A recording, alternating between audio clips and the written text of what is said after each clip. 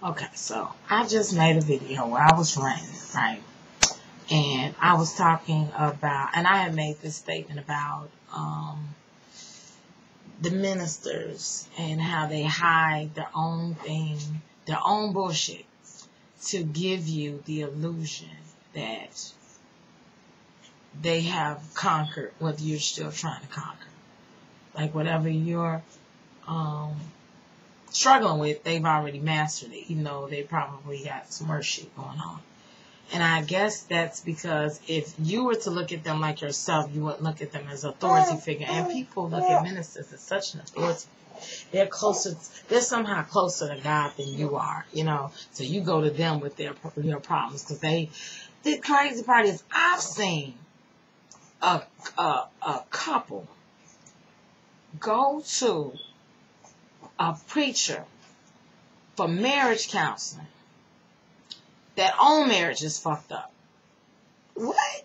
They own husband is fucked up. I'm not going to get into details that are fucked up in this, but they own husband is fucked up. Why would you go to somebody to fix your shit who can't fix their own shit, who, you know, you feel is closer to God than you? Then why God ain't letting them fix their own shit? Because they so busy looking without them within. So, with that being said, I'm going to put this out there because I see a lot of spiritual channels. I'm subscribed to a lot of people that are conscious and enlightened and spiritual and aware and all those good nouns, right? And they never seem to put out the rocky part of spirituality other than the dark night of the soul. And it's kind of like, shit, I go through a dark night of the soul once a month, you know? Oh, scat girl. It's like everything. I guess my channel would probably turn some people off because I talk about more than just being a spiritual being.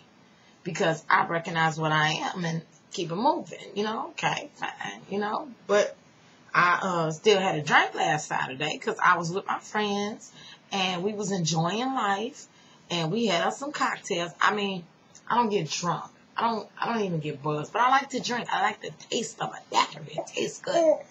You know, I like to enjoy the company of my friends. I don't walk around all day with my head in the freaking clouds. With that being said, my spiritual journey is very bipolar. And I want to put that out there. It's not always going to be the most pleasant experience. And the reason why is I'm not going to even say it's some bullshit about sin or, you know, being trapped in the body. I'm just say it's the natural process of the journey. You know, the ego has to all the way mature before it can be transcended. It has to go through every stage that it has to go through. Self-identification, self-projection, self-image, striving for your goals, playing your roles. It has to do all of that before it flat out surrenders to a higher power. Surrendering to a higher self is the hardest thing to do. And it is not, for me at least, a comfortable part of my spiritual journey because I'm a control freak. I like to be in control. I like to be my own creator of my own destiny and my own universe. You know what I'm saying? So for me I was having this feeling of surrender. You need to turn over the reins to your higher self, your spirit guide, and let them take you because every time you fight against your life, it seems to get worse. So you need to just go with the flow of the current of where they're taking you. A lot of things that develop in me develop naturally, almost like somebody else is guiding my hand and not myself. A lot of things that I know I didn't even seek out. They kind of came to me just from my own desire and will to know. Law of attraction, I somebody would throw in there right now. But it's hard. And I'm going to tell you why it's hard. It's hard because it's like you trust your guide, right? And say your guide is leading you, and you got a blindfold on because you have no absolutely where you're going.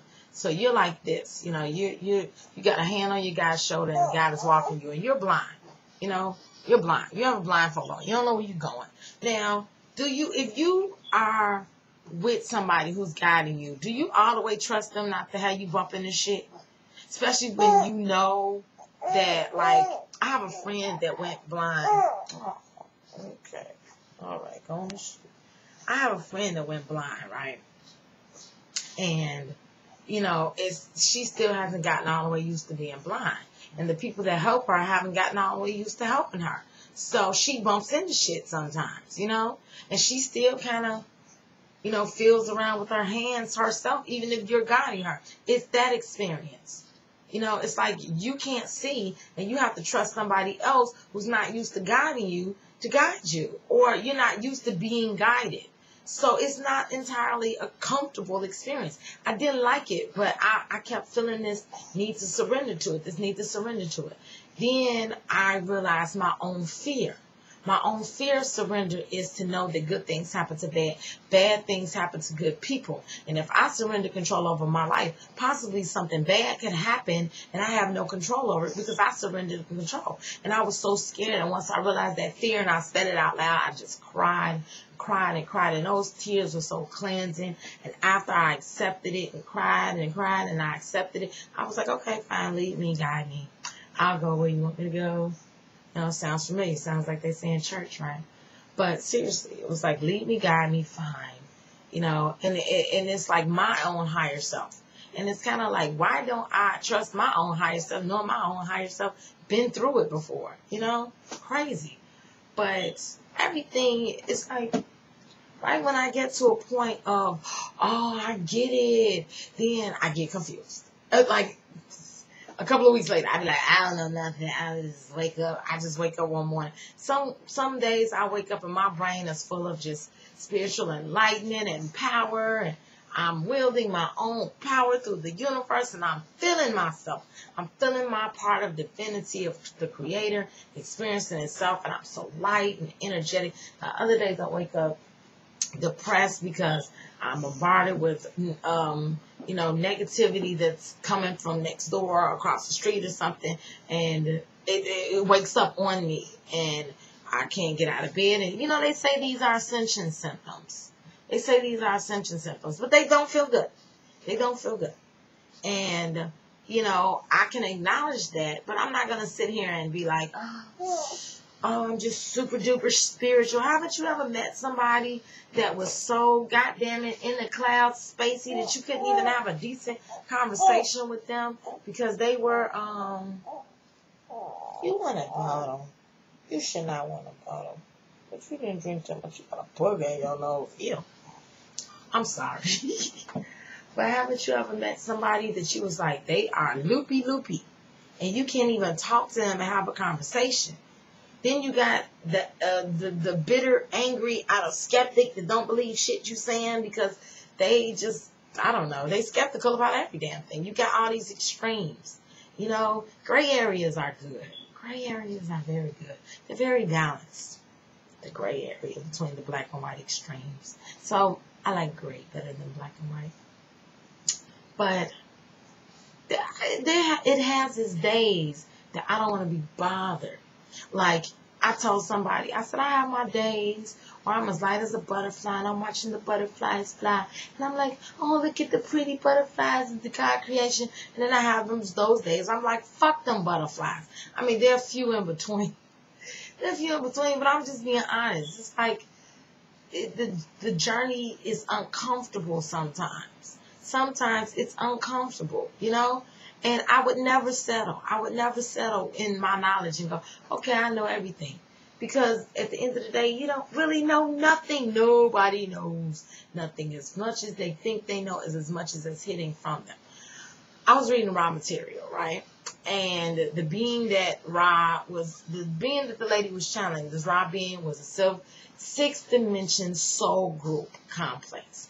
To the point where the race that was spawned all merged into like a mesh of one consciousness or one thought and, you know, different aspects, but they all realized they were one. And even a bigger aspect of that soul complex is it's still a group. It's still a separate group. Basically saying when you get to the 8th dimension, you mesh back into everything. And I didn't read that from the raw material. A dream told me that. when you get to the eighth dimension, you mesh back into a cosmic mesh of everything, where your perception gets so full back that you can't tell the difference between, you and the star. You mesh back into God's creation like that. Your energy, and there is no more you. You're part of the collective force of energy that keeps recycling itself. Right. Okay, I don't know if it's true or not. A dream told me this. Ra said, what happens in the next octave of dimensions, the 8th through 15th, is even we have very little knowledge of, because we need to know, we need something to keep us pushing forward. We want to keep learning and growing and knowing our own adventure and, our own path of discovery and enlightenment. So it just don't stop with the people who are human beings right now that you might see on YouTube that you think are so enlightened compared to all the knowledge of the universe. They don't know shit, compared to what happens in infinity. I told somebody, they asked me, what did I want to do after I died? Okay, me and my friends, we play 20 questions when we get together. And one of the questions was, what do you want to do after you die?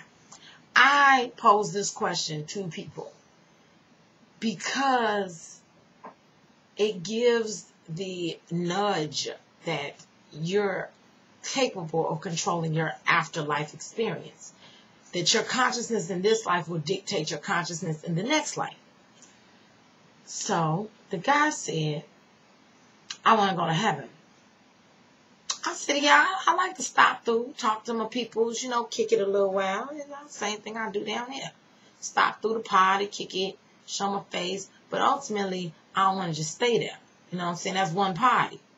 Now, I like the party hop, I like to see different things. I don't want to just stay there. That's, human beings' experience is going to happen. And don't get me wrong.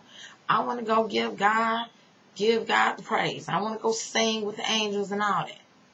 But after that, I want to go do some more stuff. I want to, I want to travel. I want to journey. I want to help. I want to become a spirit guide for a lower self. I do. It's a lot of things that I want to do besides just go to heaven and sit around like that. Get old.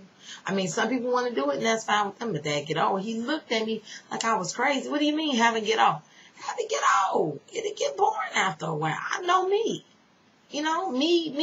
Me ain't gonna lose, but it just becomes undistorted in your afterlife. So, everybody was saying what they wanted to do.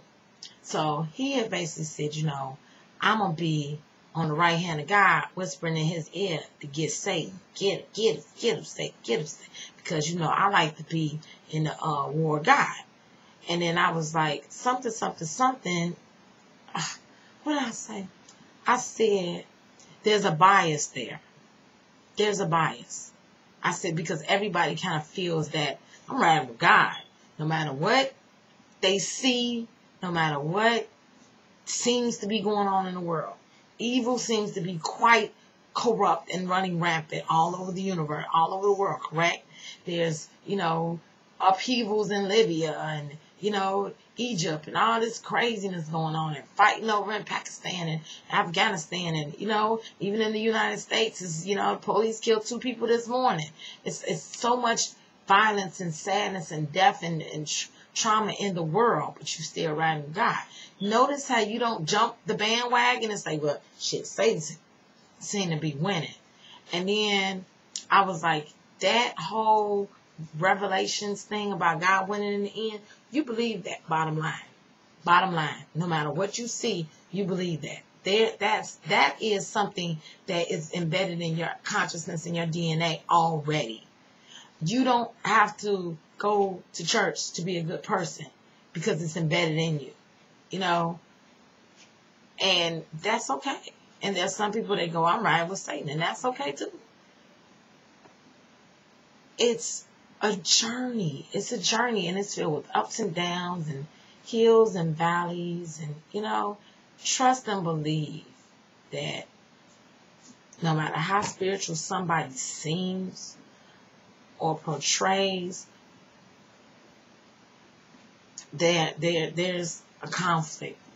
I woke up one morning a couple of days ago questioning every damn thing.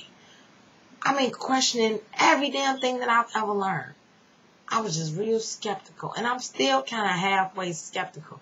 I watched this video and I was like, But I let my heart, my spirit tell me something. And there's this doubt that's creeping in there. And I'm going with it because I can do that. That's my free will. I can doubt. And I feel guilty for doubting sometimes because, of course, the Bible had taught me from an early age, you're not supposed to doubt God. You're not supposed to doubt God's plan. But, hey, I feel like that's okay too. So I'm just putting a little bit of my spiritual journey out there just to balance and counterbalance I'm not going to say counterbalance all of the positivity that's out there, but just to counterbalance all of I'm not going to even say imagination, but just bias too. It look good. It look fun. It looks peaceful. It's not always peaceful. Some days I have this inner peace that you can't nobody touch. Other days I can't even get to it. It's still life. All right, y'all. Thanks for watching. Feel free to leave some comments, and love all you guys. Peace and harmony.